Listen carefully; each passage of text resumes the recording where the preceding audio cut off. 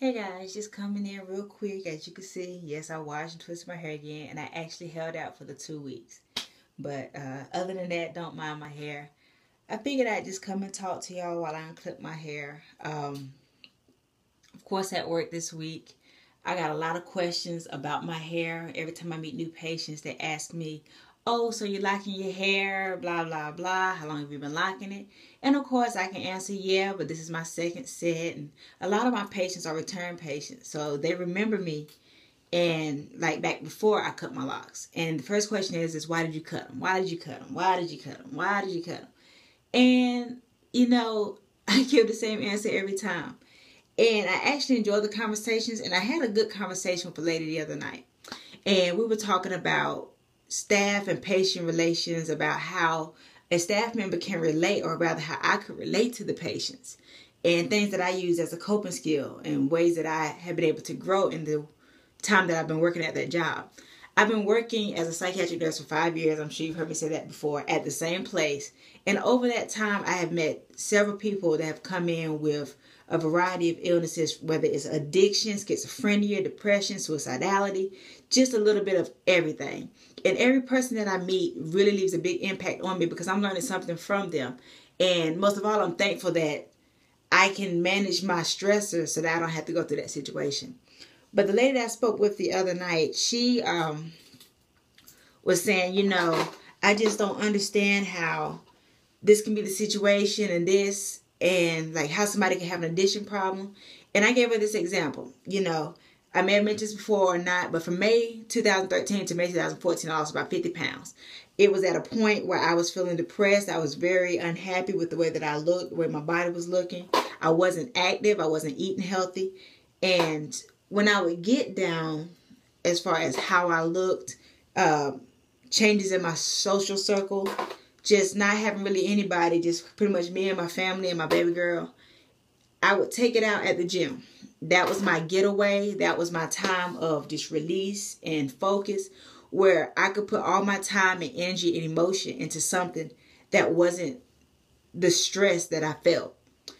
And I compared that to the conversation of addiction. I said, people come in here and they say, well, you just don't understand. You don't drink, you don't smoke, you don't do drugs. And I'm like, you're right, I don't.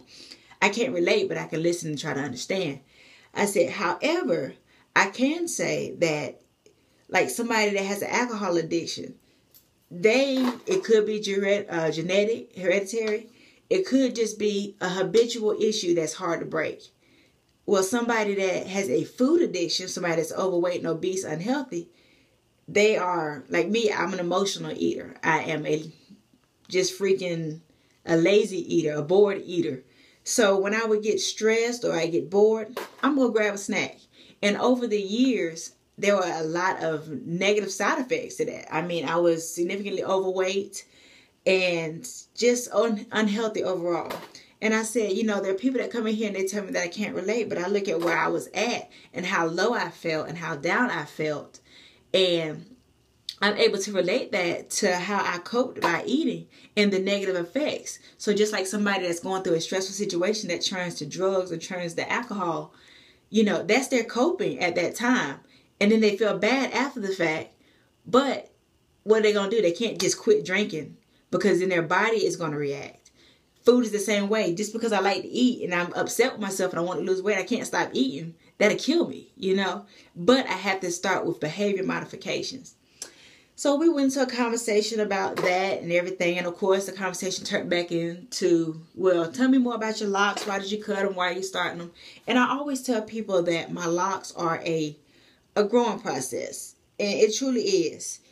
When you have locks, you're going to grow mentally, physically, emotionally, and spiritually.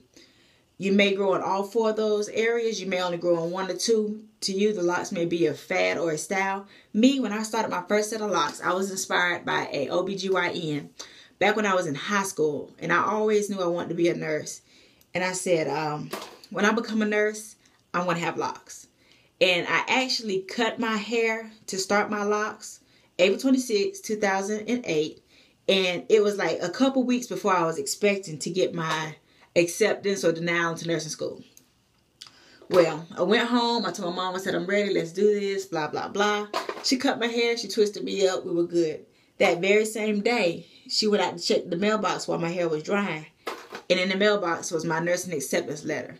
So I knew it was meant to be. So over those 6 years where I had that set of locks, I grew into the professional that I wanted to be. So when I looked at my locks at the end of those 6 years, I said, I remember when I first started. I can remember all these different milestones and stuff that I hit. I can see how I have grown as a professional, as a person, as a mother, as a wife, as a daughter.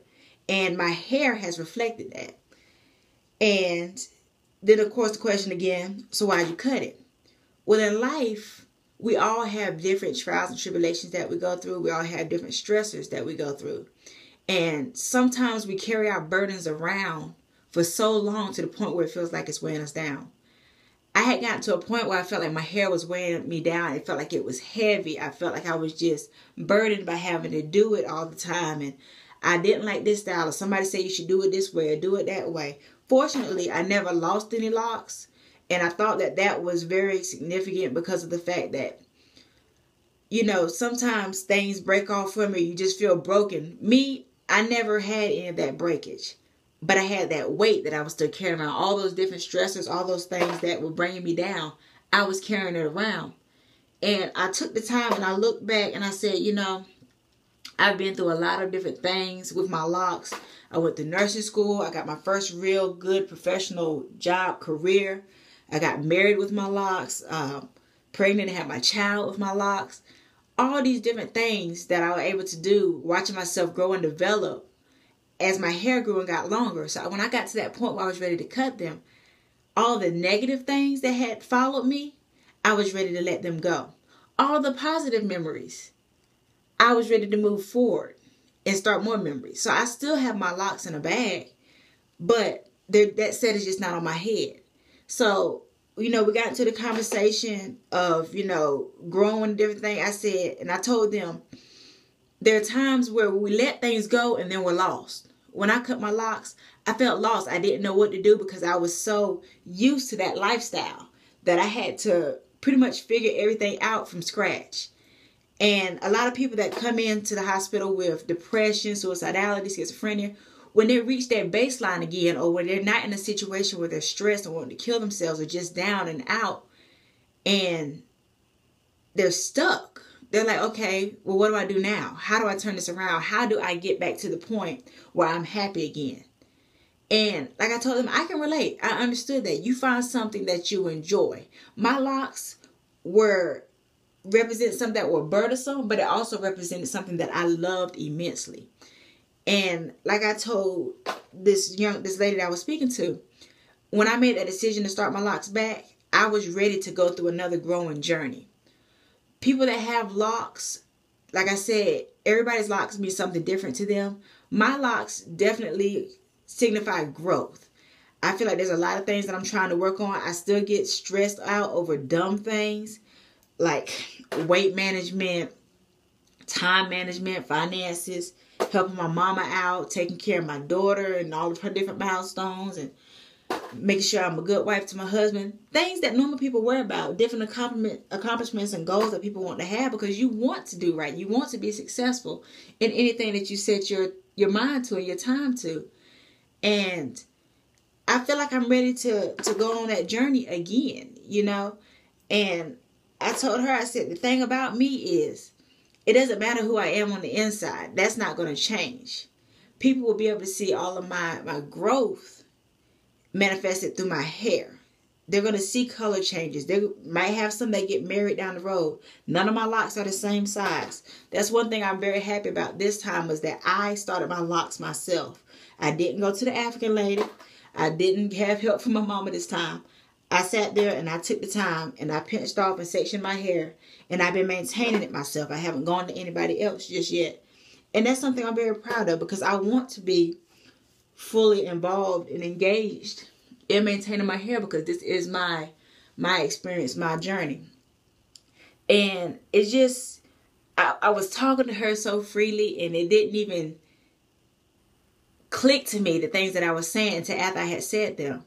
And as I was trying to express things and relate them to myself and my hair, I finally realized that I was helping myself. I was reminding myself of all the things that I love about myself. The fact that I am willing to change and try new things. The fact that I will go back to something that I'm comfortable with, that I can love unconditionally regardless. The fact that I'm willing to grow and express my growth and share the knowledge that I've gained over time. So I just, I'm trying to really embrace that with this second lock journey. Trying some new things. This time I watched it, like I said, and it's actually doing pretty good. This is 3 months. It'll be 3 months and 2 days. So my hair has really made some progress. I had colored it at the very beginning. I had colored it black because I had it blonde before I started, or orange or brown or whatever. And the color's pretty much gone. I keep twisting them to my face because I'm trying something different. I'm tired of having them twisted to the back, but it's all about adaptation, and growing and change and just figuring out what my hair wants to do. And again, I didn't mean to come up here and ramble for too long, but I just wanted to share that thought of just things that had been on my mind, what my locks really mean to me, and how I'm using my locks to encourage and support other people. So please like this video, comment below, let me know what you think about my hair, what you think about my story, what your locks mean to you. And I guess I'll come back and ramble in a few days. Catch you later.